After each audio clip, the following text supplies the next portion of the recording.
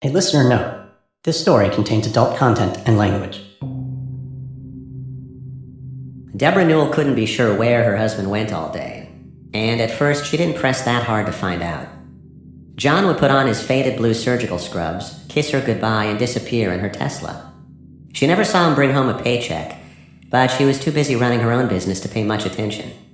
John explained that as a freelance anesthesiologist, he sometimes did off-the-books work for patients who paid cash.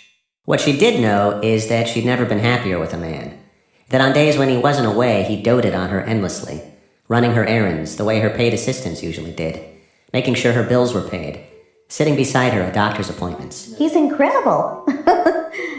He wants to do everything for me. Anything that needed to be done during the day, he would go get my cars washed, take the laundry in, go grocery shopping, do anything and everything for me. And it was great coming home and having everything done. And then he was just we would take a walk, he would hold my hand and want to hear all about my day. So he came off as the perfect husband. And I enjoyed it. One day they walked into their Balboa Island home and were startled to find a stranger in the living room. A woman in her late 30s, early 40s. She looked homeless. She had taken a shower and she was wearing Debra's clothes. She was facing the big window that looked out onto Newport Harbor, drinking a glass of Ovaltine. John pushed her head onto the countertop, pulled her arms behind her, and told Debra to leave and call the police. They arrived to take her away. Debra didn't want to press charges. She wondered if John knew her, but he denied it. John said it was time to ramp up security. Even in a Bayfront neighborhood where the rent was $6,500 a month, they couldn't be too careful about drifters. At his insistence, she had an ADT security camera installed in the bedroom, another down the hall, another overlooking the front door, another in the home office. John could monitor them on a laptop or on his smartphone. He wanted her to be safe. John also insisted that she install cameras at the Irvine warehouse of her business, Ambrosia Interior Design, where she kept valuable furniture and art and mirrors. Debra agreed. But Debra began to wonder whether he was watching for burglars or tracking her movements. And if the cameras allowed him to watch her, they also permitted her to keep an eye on him.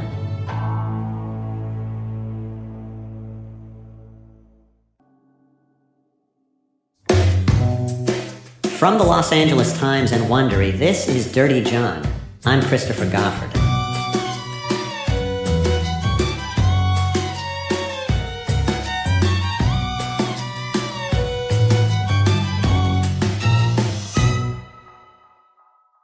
Part 2, Newlyweds. John had a kind, handsome face and a weightlifter's build. He liked to pose shirtless and take selfies of his washboard abs. Sometimes he'd stop in front of a mirror and say, "Damn, I'm good looking." It made her smile. There seemed to be such a closeness and such a vulnerable state. He seemed like a little boy at times. He had a really playful, cute side. Anytime he saw a dog, he would get down on the ground and play with it, or in the beginning when my grandkids were allowed to be around him, he'd get down and wrestle with them, chase them, play in the sand. He had just this fun-loving, cute side to him. And he was funny. He had a really good sense of humor. His charm did not resonate with her children. Her daughter Jacqueline had always been smart and intense and rebellious. As a little girl, she'd amazed her mother by reciting the Latin names of plants. And now that intelligence and intensity merged into a single-minded mission. She wanted to find out who and what John really was. There would be some times where, as smart as I am, I would be like, oh, my poor mom, I can't blame her because he looks like he's doing great things for her, but I just knew that he wasn't. Jacqueline had noticed John's fingernails. They looked dirty, not like a doctor's. She says she worked in sales for a plastic surgeon for a few years. She spent time around surgeons and anesthesiologists. This gave her some insight. The medical scrubs John wore. She thought he looked like a man wearing a costume. My doctor would never leave the surgery center wearing his scrubs. It just looked like a front. It was strange. It was the same scrubs all the time. They weren't dirty from blood. They weren't dirty from, the hospital. They were just worn at the back where his shoes were. So when I observed that, I just said, he's not an anesthesiologist either. That doesn't add up, because I know many, I've worked for many, and that's not how they operate. That's not how the bottom of their scrubs look. You know, that's how the bottom of the front office girl's scrubs look, because she wears her tennis shoes all day long and goes and runs errands for us. The scrubs have germs on them and blood spatter and stuff. Yeah, like you don't leave in supposed them. And you don't even come in them. Did you tell your mom this? I kept a lot of these things to myself, the small details like that, because it wasn't enough to say that, oh, this makes him a bad person who you shouldn't be with. It just made him a person whose stories did not match up. Jacqueline told her sister Tara that she was trying to get to the truth about John, monitoring his movements with a tracker. She was like, oh my gosh, really? You're crazy. Well, what did you find out? And I just told her, like, he just goes to all these random locations, and I haven't really been able to put it together yet. And then some days he doesn't even leave the house. He is just laid out all day. What was Tara's attitude toward all this? Like, you're going a little too far? Well, she started to get very scared. She started to be very scared for our mom. And she would always tell me, I'm very worried about mom. Like, what if he does something to her one day? And I always thought the same, but I would always tell her, oh, yeah, that's, we can't think like that, but we have to get him away. Jacqueline, along with her older sister Nicole, decided to go even further. They decided to hire a private eye to look into John's background. John told Debra that her children didn't want her to be in love.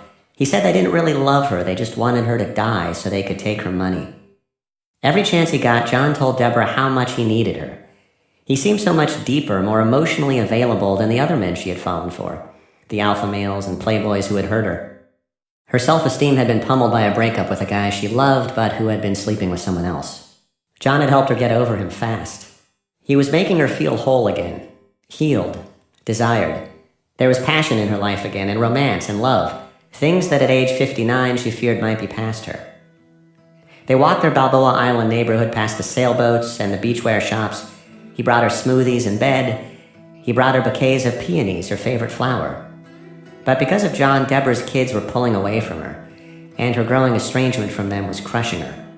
That was the price of having John in her life. Debra traveled a lot as part of her job running Ambrosia Interior Design. She would fly out to visit the clubhouses and model homes she designed, and John would tag along. He seemed protective of her. Once as they were walking in Seattle, a homeless man said something vaguely denigrating about her.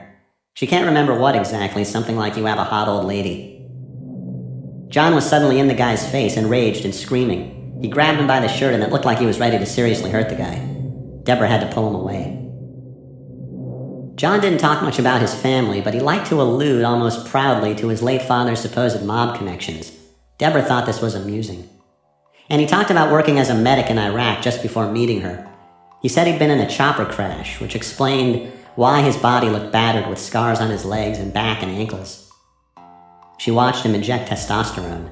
He said this was for his kidneys. She watched him pop OxyContin. He said this was for his bad back. Once in San Francisco, they went to see American Sniper, the Clint Eastwood movie about the American sharpshooter in Iraq.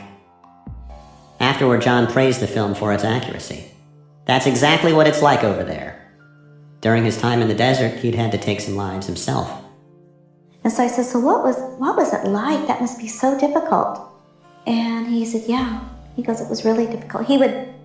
I just found it interesting because he said, now you can ask me all the questions you want about my time in Iraq.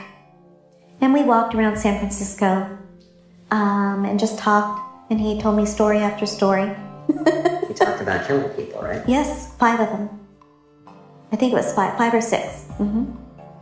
And what did he say about that? That he didn't realize, but he's the person that can do it when faced with someone in front of you. It's very easy to do. Like an enemy in front of you. It's either him or you. It's like, oh, okay. Shad Vickers is Debra Newell's nephew. He works in finance, and he's a single father with 3 kids. Shad and Debra had always been close. To understand how close, you need to know something about the family that kind of looms ominously in the background of this story. Shad's mother, Cindy Vickers, was Debra's older sister, and in March 1984, when Shad was a boy, his mother and father were separating. His dad took a .25 caliber handgun from a friend and walked up behind Shad's mom as she sat at a table in the Orange County home they had just sold. She was writing out checks. He killed her with a single bullet to the base of the neck. Aunt Debbie was the younger sister of my mother that passed when I was 11 years old. She had a huge impact on my life. Basically, raised me along with my grandparents that raised me. And, she financed family vacations, sporting events. Just was always there for me throughout my life, from the day I was born until yesterday. Shad's father went to prison and Debra helped to raise Shad. She was there for him as he grew up during the years he didn't know what to do with his anger, the years he brawled and got in scrapes with the law. She was a single mother at the time, and so I think she really stepped out and earned me to consider her a second mother, and so she was always there for me. Shad had lost a mom. Debra had lost a sister, and they'd survived something unthinkable together. He was happy that she had found a man she loved. My aunt just told me how great of this new man that she met. He's a doctor, just the greatest guy. He's in shape. He loves sports, which she was, really excited that he liked sports, because she knew that her, myself and her son-in-law, we all love sports. She thought we'd get along with him really well. He said, I guess he was an ex-college athlete, went to the University of Arizona, likes to play basketball, really active, and just the greatest guy of all time. And she just loved him. I could just tell right off the bat. Shad knew some people in the family disliked John, but he was willing to give him a chance. Just from how I've been, what I've gone through in my entire life, I'm always kind of cautious, no matter what, no matter who I meet. I don't read a book by its cover. So someone tells me they're horrible, I'm not going to think someone's horrible. So I'm going to try to judge someone on my own. So I was definitely in the process of evaluating him, but initially, yes, he struck me like, he was a good, fun guy. Shad brought his 3 little daughters over to Debra's house, and he said John was great with them. He said John wowed him with his intelligence and his sense of confidence and his tales of daring do in Iraq. One of the times he told me about jumping out of a helicopter, and he said the first time he jumped out, he wasn't equipped with any type of weapon, and he said bullets were flying by his head. And then he said the second time, you rest assured I'd have I was protected with a weapon. So he said I don't know if he said it was a rifle or a machine gun. He said he was shooting people. He didn't specifically tell me he shot anyone, but I do remember him telling me about jumping out of helicopters and being in a parachute, going to save people's lives, and having a gun to protect himself. Shad did think some things were odd, like why had he come into Debra's life with only a few old clothes? Why did he play video games like Call of Duty all day long? One day at Debra's place in late February 2015, John said something that scared him. They were in the kitchen making margaritas, and the subject of Jacqueline came up. Jacqueline was definitely leading the crusade against him.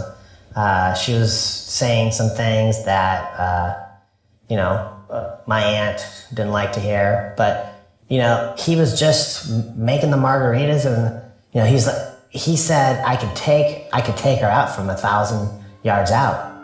And my aunt kind of laughed. She just thought it was just funny. And for me, it wasn't something that typically I've ever, had a funny conversation about that. But like I said, the part of me that just let it fall off my back like a water on a duck's back is, hey, he came from Iraq and he probably had a lot of emotional and mental issues, and that was probably 5%, but 95% I was just like, this is strange. So that was definitely started me thinking about questioning things about this guy. I remember telling my family members about it. I remember telling Jacqueline about it, and that's when, she started getting obviously scared, which I understand. That's when she went kind of hiding. John always said he had houses in Newport Beach and Palm Springs, as would befit a successful doctor. One day the private eye came back with some preliminary information. Shad studied it. The report said John had a nursing license, not a doctor's license, that he had a bankruptcy on his record, and that he'd been associated with addresses in Arizona, Ohio, Indiana, Tennessee, and across California. One of the recent addresses was on Date Palm Drive in Cathedral City, in Riverside County, out in the California desert. The report said this was an RV park. His curiosity gnawing at him, Shad started making calls. I spoke to the lady that was running the trailer park. And initially she wouldn't give me the information, but then once I kind of convinced her that John Meehan was married to my mother, which I lied to her, and just told her I needed to get some information, she said, yep, he lived here. Basically, we had a relationship, and then he left, and I haven't heard from him since. There was another address linked to John Meehan. It was 550 North Flower Street in Santa Ana. This was the county jail. Shad worried about sharing this information with Debra. He worried that anything he told her would get back to John.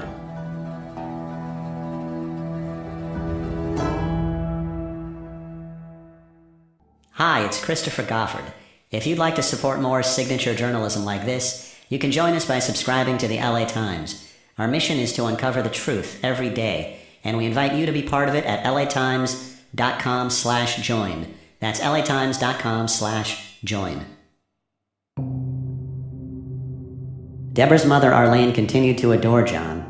Over lunch, she found him charming and sweet and funny. I live in Corona, so I wasn't in the midst of everything. I just, by hearsay, I'm hearing all these things about him. He did email me, I think 1 or 2 times, and he said, you're the only one in the family that loves me. I did tell him one time, I said, I love you, John. I love you because you love my daughter, and I'm hoping that it goes well. That was kind of right at the beginning. And even when we had lunch that time, I told him, I said, I love you, John. And I kind of felt sorry for him, a little bit sorry for him, because the family was so, up in arms against him. But I didn't know all the things that were happening. They knew way more than I did. Living here in Corona, I was away from it. Debra and John went to church together at Mariners, an evangelical megachurch in Irvine. There was modern worship music with keyboards and guitars. John always seemed excited to go. She never had to drag him. He said she was making him a better man. He said he'd attended the church before he met her, though once he slipped up and called the pastor a priest. She thought it was because he'd been raised Catholic. They were returning from church one day when they found the strange woman in the living room, wearing Debra's clothes and sipping Ovaltine as if she belonged there. John acted surprised to see her, but Debra wondered if they somehow knew each other. Had he said something to her before police took her away? Had he warned her not to reveal their connection? Whatever the truth, John seized on the intrusion as a reason to install a security system. At his insistence, their house was soon bristling with cameras. Is he watching me? Debra wondered. And she thought, I can watch him too. One day, Debra waited for John to leave and pulled up the security footage. She saw that John wasn't going off to work like he said. He would leave in his medical scrubs, return home a little later, and walk back into the bedroom and go to sleep. She debated whether to confront him about it. He could become so volatile when challenged. She decided she had to ask, not in an accusatory tone that might upset him, gently. John was unfazed by the question and didn't hesitate with his explanation. He'd been scheduled to work a surgery that day, but the patient had failed a treadmill test and it had been canceled. She didn't press him any further.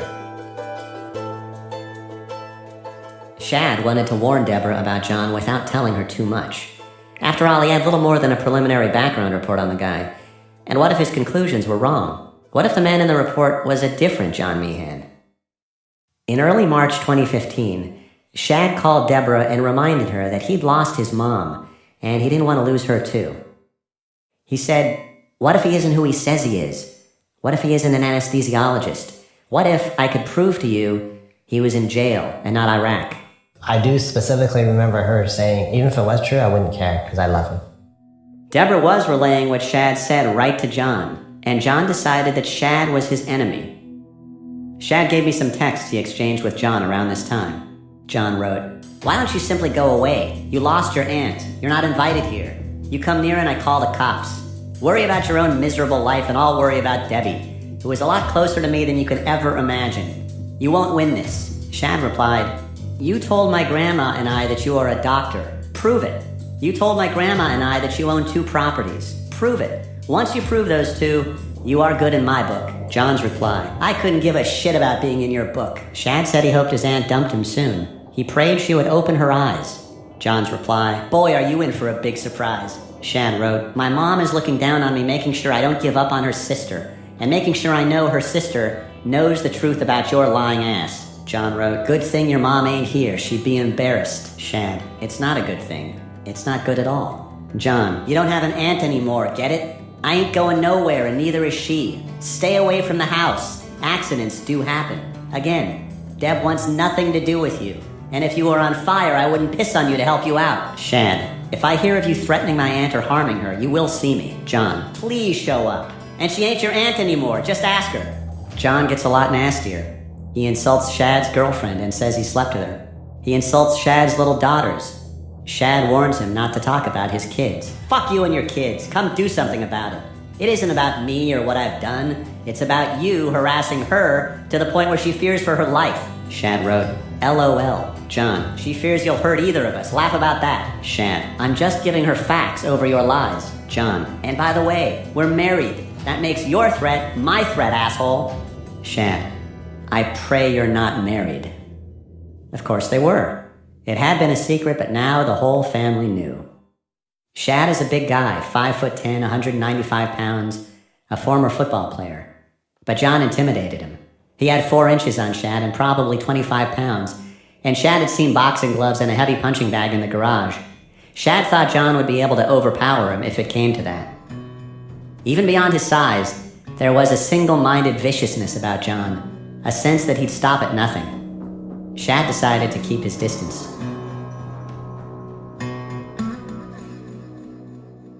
Soon afterward, Debra walked out to pick up the mail. There was a letter for John. I opened the mailbox and there was a letter from a guy from jail. And what happened was, I thought, why is he getting a letter from someone from jail? She tore it open and began reading there in the walkway. It said something like, "I'm so happy you've met the woman of your dreams. Hope you're well." It sounded like he and John had actually been jailed together. She stood there frozen for a minute or 2. She looked up and John was rushing toward her.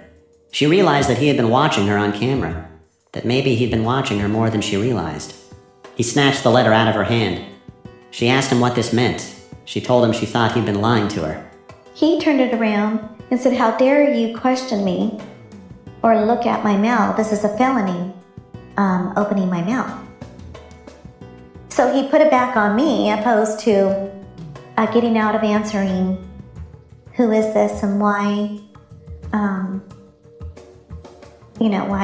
why this letter? John said his jailhouse correspondent was just a guy he was helping out, sending him care packages and a little money.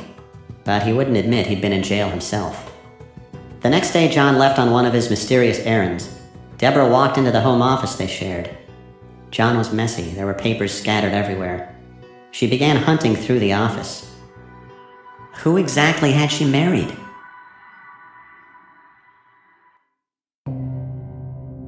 In the stacks of documents, Debra found legal papers about her new husband. His record showed multiple arrests, jail terms, multiple restraining orders from ex-girlfriends. There was a prison stint in Michigan for stealing drugs. More prison time in California. In that case from 2013, the year before he met Debra, a Laguna Beach woman told police he had seduced her, threatened her, and tried to swindle her. Police began investigating, and when they searched a storage unit John kept in Cathedral City, they found a Colt 38 Special, binoculars, GPS units, ammo, heavy-duty cable ties, syringes, a pocket saw, and most ominously, they found a bottle of cyanide powder and 8 cyanide capsules.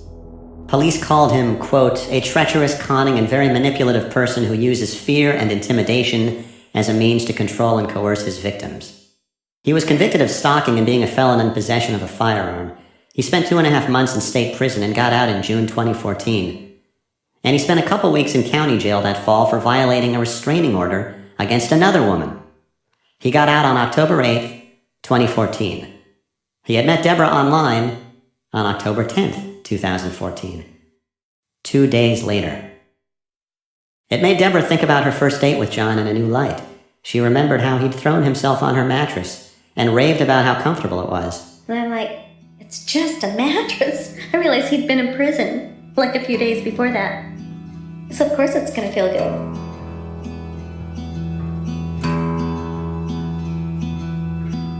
I was shocked. I couldn't believe what I was hearing, what I was reading. Because I had fallen just madly in love with this man for who I thought he was. And all this evidence was showing me that he wasn't that person at all.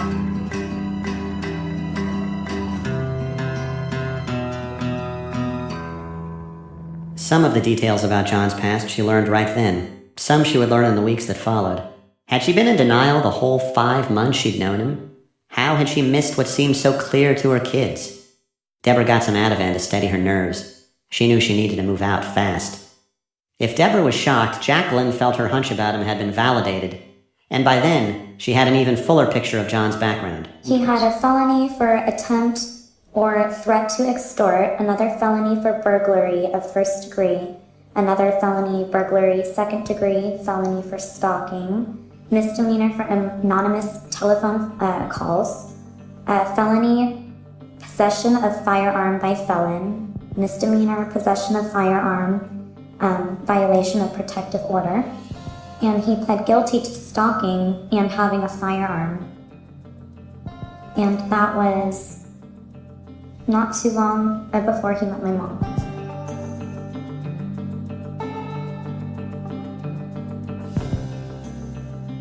And then he has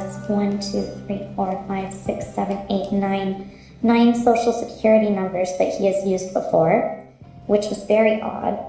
And then it says that he had spent quite a bit of time in jail. And the last address that he had before he met my mother was going to the Theo Lacey jail facility in Orange. So when he did come to my home, in fact, he was homeless. Debra got lucky. John had gone to Hoag Hospital in Newport Beach for back surgery and had developed an intestinal blockage that resulted in a 3-week stay. This gave her some room to maneuver without fear to clear out her stuff. Jacqueline and Shad came over to help. She wanted all of his things in the garage. We didn't want to ruin any of his possessions or anything like that. We didn't want to anger him. We were scared to do that. We just put everything nicely into the garage. Shad found something in John's stuff that chilled him. We found an envelope with my name on it, my date of birth, my employer's information, my employer's address, which obviously I'm really focusing on that. I'm starting to get scared. They looked in the closet. John had a folder with scraps of paper and what looked like booking numbers, as if these were jail acquaintances. And he had a little black book filled with what looked like codes. There were phone numbers, bank routing numbers, and there were names of guns that he seemed to have been pricing out. Here it is, right here, I have a picture. He had, $500 plus $475 plus $150 plus $3,414. A Sig Sauer. He was trying to get different gun parts, and he was adding that. They found more papers. None of it was good. Some were printouts from websites on which women post warnings about scary and unfaithful men. So 2 days later, we're going through all the papers in his office. And in his trash can, we're pulling out papers stating that he was on Woman Savers, quite a few websites about not dating this man, that he's dangerous. He took them for money, just many, many stories. Debra found a lawyer. The lawyer told her to file papers to have her marriage annulled. He had more advice, just in case her husband's plan was to murder her. He told me that this man is very dangerous, and he wants my money, and that I need to change my will. And there's something about this that didn't make sense to me. If John Meehan was a veteran con man, a grifter smooth and calculating enough to insinuate his way into so many women's lives, if he was good enough to fool as smart a woman as Debra, why would he leave evidence of his past out in the open like that? Wouldn't he have known Debra would eventually find it? She could have found it on day one. I asked Jacqueline about this, and she had a theory. She compared him to a serial killer who keeps mementos from his victims, like a necklace or a pair of shoes, to relive the rush. I felt like he kept it all because I felt like he wanted all of that stuff. Like when he maybe looked back at it, it gave him a bit of excitement. I felt like a lot of these papers that he would keep were kind of like trophies. Why would you keep all of this stuff on about yourself unless you're proud of it?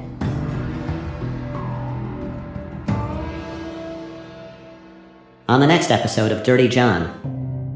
And so, at that point in time, I knew this case was going to go on until either somebody killed him or he killed somebody.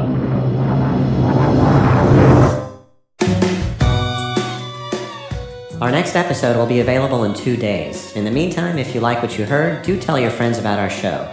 It's available at latimes.com, Wondery.com, and every major podcast player, including Apple Podcasts, Stitcher, NPR One, TuneIn, iHeartRadio, and Spotify. Dirty John is reported and written by me, your host, Christopher Goffard, for the Los Angeles Times. Karen Lowe is our producer and editor. Audio design by Jeff Schmidt. Executive producers Jeffrey Glazer and Hernan Lopez for Wondery. Over the course of this production, our LA Times team has included Shelby Grad, Steve Clow, Robert Meeks, and Devon Maharaj. You can read the story at latimes.com. We're putting up installments as these episodes air.